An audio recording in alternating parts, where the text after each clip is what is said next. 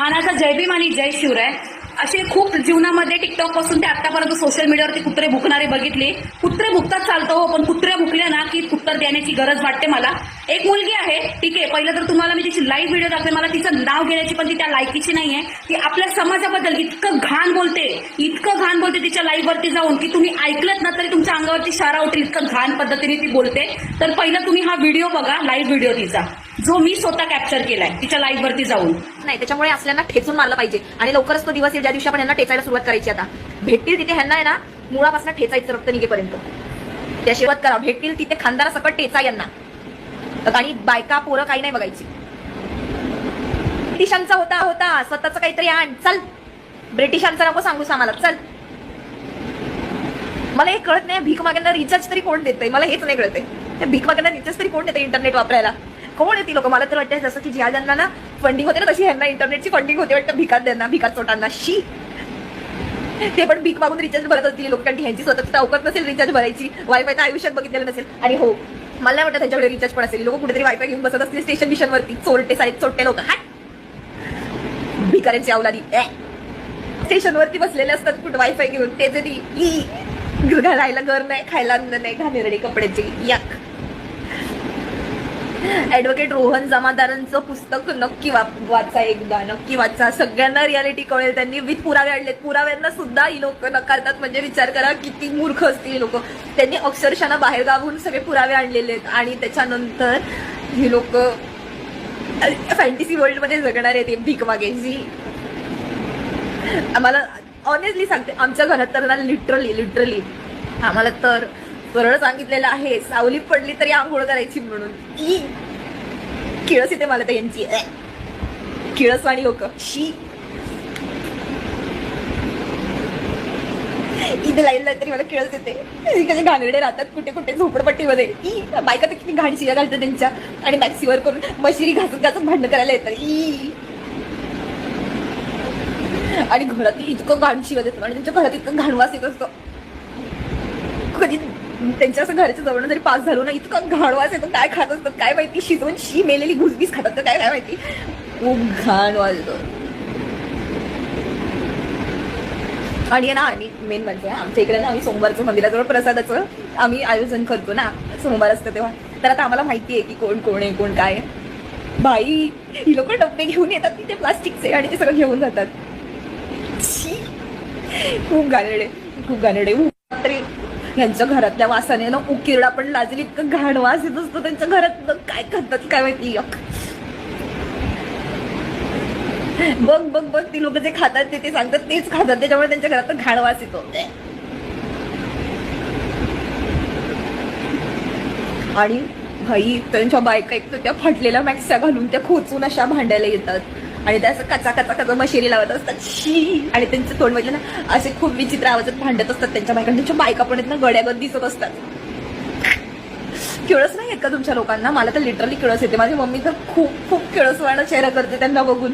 आणि ना मेन त्या लोकांना ना चांगलं बोलायला शिकवलेलंच नसतं, अजिबात बिलकुल शिकवलेलं नसतं. ते तोंड उघडतात आणि ते घाणच बोलतात. कारण की ना त्यांचे जे मेन जे धर्मगुरू वगैरे होते ना, त्या लोकांनी यांना असं सगळं शिकवलेलं असतं. पाटलांचीच येते खरंच. पाटलांनी उसात नेला तेव्हा तर यांच्या घरात पोरं झाली. वाडे होते का? अख्ख्या त्या झोपडपट्टीला वाडा नाव देता येईल लोकांची. त्यांचे सरनेम पण किती घाणेरडे असतात. पुच्च सांगते लिटरली काहीही फ्री मिळणार असेल ना, भाई साहेब लाईनीत पहिले. मला तर विचार करूनच किळस येते आणि घाण वाटते. मला आरक्षणाची गरज नाहीये, मी ओबीसी समाजाची आहे. मला आरक्षण नको आहे. माझ्याकडे ऑलरेडी आरक्षण आहे. 5 फुकटचं खा खाल्लंय आणि आता लोकांना विचारतो तुम्हाला आरक्षण पाहिजे का? तू तुझं बघ, चाल भीक माग्या. झाडू विसरले, झाडू. खूप किळसवाणी लोक असतात. लिटरली मला खूप किळस येते, खूप घाण. मंदिरात काही असू दे, महाप्रसाद असू दे, शिरा, तुपाचा शिरा खायला तर असला जीव घालवतात ना भिकारडे. बाप विचारून सोय नाही. शिरा साल्यांना कुठलं वास लागतो काय माहिती की नाही. मला तर वाटतं ना ह्यांची कसा ग्रुप आहे, जिथे त्या लोकांना ग्रुपवर ते टाकतात आज ह्या मंदिरात महाप्रसाद आहे इथे, आणि त्या मेन्यू बनतो. मग लोक जातात कटोरे बिटोरे घेऊन तिकडे खायला.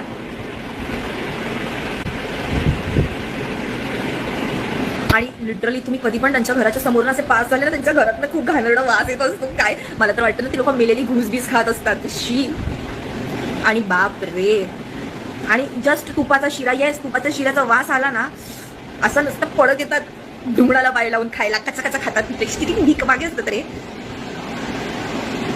अरे मला आरक्षणाची गरज नाहीये. अरे मी ओबीसी वाली आहे, मी हिंदू आगरी आहे, ओबीसी वाली आहे. कशाला मला आरक्षण देताय अजून? अच्छा तुमची इच्छा असेल तर आम्हाला अजून आरक्षण देऊ शकता.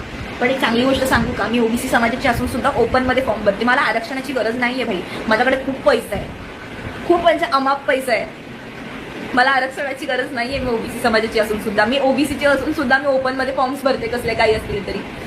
एक इन्फ्लुएन्सर श्रद्धा तर बोललीच होती ना, की कुत्र्यांच्या शर्यतीत पळावं लागतंय म्हणून. ऐक ना, ते ना जेवायला ये हा. आमच्याकडे ना जेवण आहे उद्या. आमच्याकडे सत्यनारायणची पूजा आहे, आम्ही जेवण ठेवलंय. तुमच्याकडेचीच लोक पहिले येतील, आमच्याकडे पहिल्या पंक्ती आयुष्यपत. आणि मेन सीन सांगते, कधी महाप्रसाद असतो ना, तर ही लोक एकटे नाही येत, एकटे दुखते. ह्यांचे ना सदानी कदा उपाशी असलेले नातेवाईक सुद्धा बोलवतात आणि मग खायला येतात.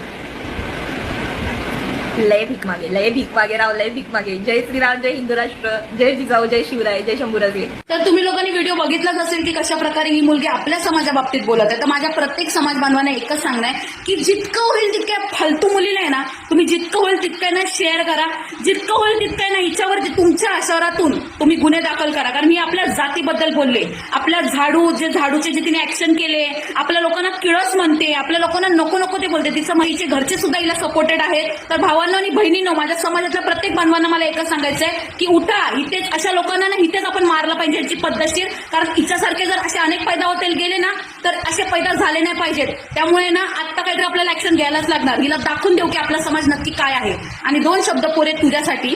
तुझी लायकी आहे ना, लायकी तुझ्या शब्दावरून आणि तुझ्या विचारावरून कळली. तुझ्या घरच्यांनी तुला काय शिकवण दिले ना, हे तू तुझ्या शब्दावरून दाखवलं. जे स्वतःची लाल आणि दुनियाची घाण करतं ना, ते कुठल्या लायकीचा माणूस असतं ना, हे क्लिअर दिसून येतं. एवढं लक्षात ठेव. आणि तू जे बोलतेस ना, एक लक्षात ठेव, तुला कळेल आता की जयभीम समाज काय. आणि तुला जर आमचा किळस आला असता ना ग कुत्रे, तर तू आहे ना आमचं लाईव्ह वरती ना नको ते येऊन बोलली नसते आमच्याबद्दल, नाव पण घेतलं नसतं. पण तू ज्या व्यक्ती लोकांबद्दल तुला किळस येतो ना, त्यांच्याबद्दलच तू बोलते. जर 2 व्यक्ती तुला चुकीचं बोलते ना, तर त्याच्या समाजावरती बोलायचा तुला अधिकार कोणी दिलेला नाही. आणि काय ग, तू आम्हाला भिकारी बोलते म्हणजे ज्या शिक्षणाचा ज्या पैशाचा तू माज दाखवते ना, ते तुला आता समजेल की पैसा काय असतो आणि काय नाही. ते श्रीमंती मनात आणि विचारात असली पाहिजे. तुझ्यासारख्या घटारात तोंडाकडे आणि विचाराकडे असली पाहिजे. तुला कळेल आता की जयभीमवाले काय आहेत